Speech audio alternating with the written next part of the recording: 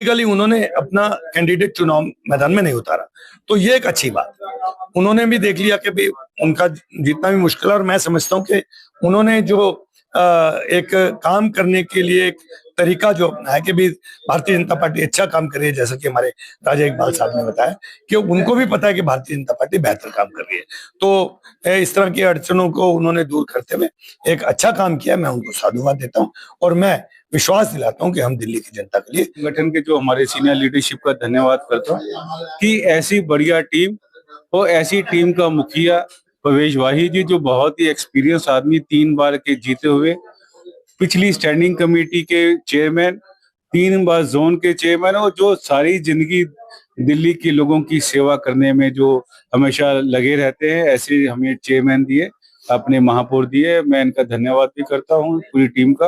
और साथ ही साथ मैं ये कहना चाहता हूँ कि जो दिल्ली सरकार इतने अच्छे से काम कर रही है, काम की गति को और तेज करने के लिए एक नई ऊर्जा, नया चेहरा, नई शक्ति, नई ताकत जो दिल्ली नगर निगम को प्रवेश वाई जी के आने से मिलेगी, तो मैं इनका भी और अपनी टीम का भी बहुत आभार प्रकट करता हूँ। दिल्ली नगर निगम के मौजूदा महापौर और भावी महापौर हमारे साथ हैं। शुरुआत जो है राजा इकबाल साहब से करते हैं।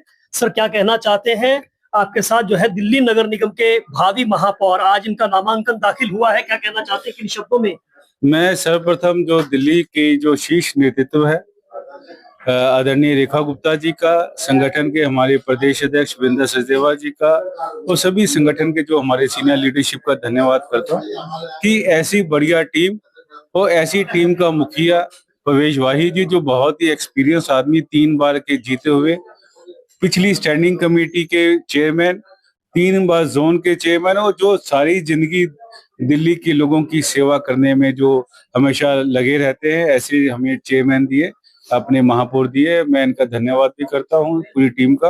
और साथ ही साथ मैं ये कहना चाहता हूँ कि जो दिल्ली सरकार इतने अच्छे से काम कर रही है, काम की गति को और तेज करने के लिए एक नई ऊर्जा, नया चेहरा, नई शक्ति, नई ताकत जो दिल्ली नगर निगम को प्रवेश वाई जी के आने से मिलेगी, तो मैं इनका भी और अपनी टीम का भी बहुत आभार प्रकट करता हूँ। प्रवेश जी, स्टैंडिंग कमेटी चेयरमैन आप रह चुके हैं, जोन चेयरमैन भी आप रह चुके हैं, नेता सदन के पद पर आप मौजूदा समय में हैं, और अब जो है दिल्ली नगर निगम के महापौर बनने जा रहे हैं। किन शब्दों में, किन लफ्जों में आपकी फीलिंग्स जो है वो बयान करना चाहते हैं? देखिए, मैं अपनी पूरी पार्टी को नमन करता हूँ, पूरे नेतृत्व को नमन करता हूँ। हमारी दिल्ली की मुख्यमंत्री श्रीमती रेखा गुप्ता जी का बहुत बहुत आभार प्रकट करता हूँ कि उन्होंने मुझे इस लायक समझा। देखिए, पार्टी एक छोटे से कार्यकर्ता को कैसे उसको नवाजती है और कैसे उससे उसकी जो है सेवा जनता की कराना चाहती है, ये भारतीय जनता पार्टी से मुझे लगता है सभी पार्टियों को सीखना चाहिए। और मैं एक छोटे से कार्यकर्ता के रूप में काम करना शुरू किया था 1983 से, और चलते चलते आज यहाँ पहुंचा हूँ।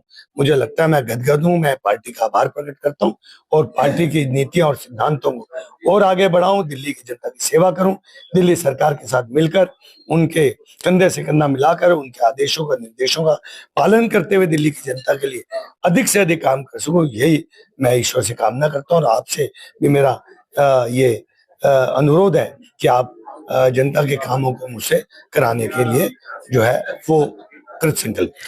1 साल का कार्यकाल मेयर का, महापौर का होता है, तो आपने कोई रोड मैप, कोई ऐसा कोई विजन आपका कि 1 साल में दिल्ली नगर निगम को की आप तस्वीर इस तरह से बदलना चाहते हैं? मैं समझता हूँ कि 29 तारीख इसके लिए बेहतर होगी। हम आपको पूरा रोड मैप देंगे। अगर हम विपक्ष की बात करें, उन्होंने अपना कोई कैंडिडेट नहीं उतारा है। उनका कहना है कि हम चाहते हैं भारतीय जनता पार्टी को एक्सपोज करें, क्योंकि उनको कोई काम नहीं करना आता है। वो ट्रिपल इंजन की सरकार की बात कर रहे हैं, अब तो 4-4 इंजन की सरकार जो है वो दिल्ली में है, और इसीलिए जो है, और दिल्ली की जो व्यवस्था है वो बड़ी बदहाल है।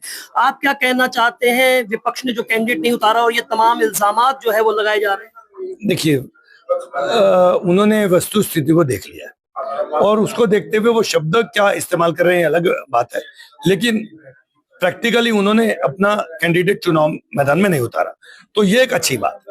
उन्होंने भी देख लिया कि भाई उनका जितना भी मुश्किल है, और मैं समझता हूँ कि उन्होंने जो एक काम करने के लिए एक तरीका जो अपना है कि भी भारतीय जनता पार्टी अच्छा काम कर रही है, जैसा कि हमारे राजा इकबाल साहब ने बताया कि उनको भी पता है कि भारतीय जनता पार्टी बेहतर काम कर रही है।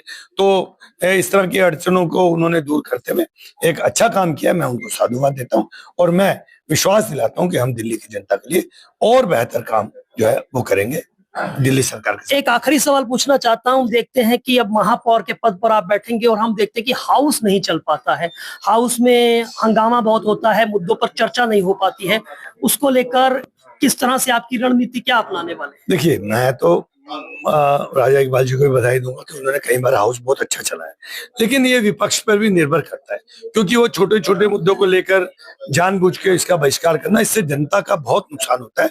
हम चाहते हैं कोई भी बात है वो हाउस में अपनी बोलें, रखें और हाउस जो है ज्यादा से ज्यादा चले, जिससे कि जनता की जो समस्याएं हैं, अगर हाउस नहीं चलता तो मुझे लगता है इसका नुकसान तो जनता को भी है और विपक्ष को भी है, क्योंकि विपक्ष अगर अपनी बात नहीं रखेगा तो वो कैसे होगी।